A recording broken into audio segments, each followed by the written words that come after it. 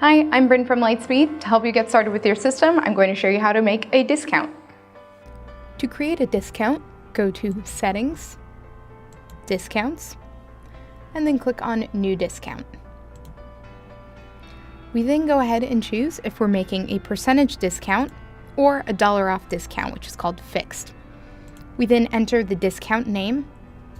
Now make sure this is descriptive because the discount name is the only thing that shows up at the register when you're doing the sale.